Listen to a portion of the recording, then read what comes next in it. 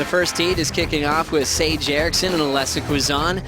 Sage and Alessa going into their third matchup one-on-one this season and looking to break that tie. Sage winning at Margaret River, Alessa taking out Erickson at Bells Beach. So the Surfers burning through the first 5 minutes of this matchup scoreless.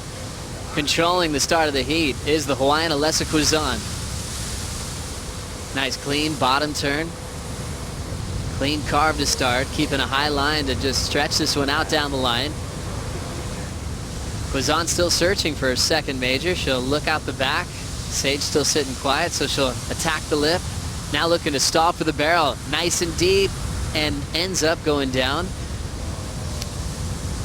So Quizon getting the first wave, out positioning Sage Erickson to kick things off. And she'll take an early lead. She takes off, nice solid overhead wave. This first turn, nice extension in the body right there. And now she's looking for down the line. See all this wave that she's missing right here. There's so much open face that she could have been doing maneuvers. And she realizes now that she's wasted all this wave. Now I've got to try and look for the barrel, which she's going to do, and come out with a wipeout. So 2.67, that's not what she's looking for to kick things off. And I'm sure Kaio's going to be screaming at her to just continue doing those turns. Paddling now, this will be Erickson's opening ride. Trying to outmatch the 2.67.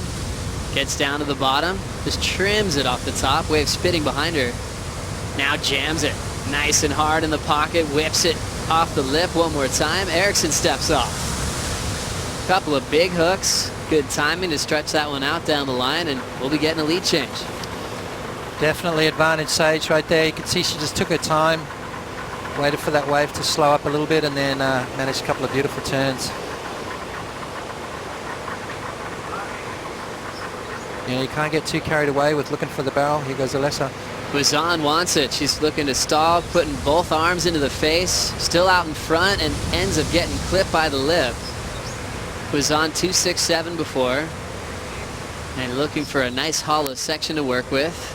Good news for the Hawaiian. She's got plenty of time to figure out which wave she wants and the maneuver she's going for. Sage, you can see, just races down the line here. Sort of a speed turn, and now the wave slows up for her, which allows her that turn right there. That's where it all started for her. She found her groove right there. A couple of quick turns from Sage, and she'll be out the back. So advantage Sage Erickson.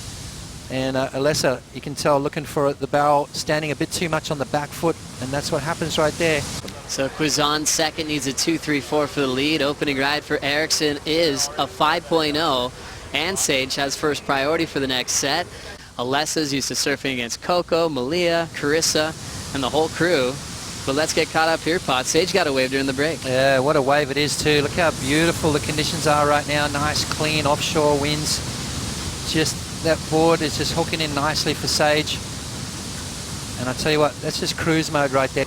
Sage Erickson, last wave, her best, a 6.07. Open with a 5.0. Quizon now needing an 8.4 to answer. Quarterfinals are better, and you're looking at your spot in the top 10 for next year. Yeah, those round 2 losses can add up. Sage obviously was dominant last year in the qualifying series to protect her spot on tour. Here's Sage now.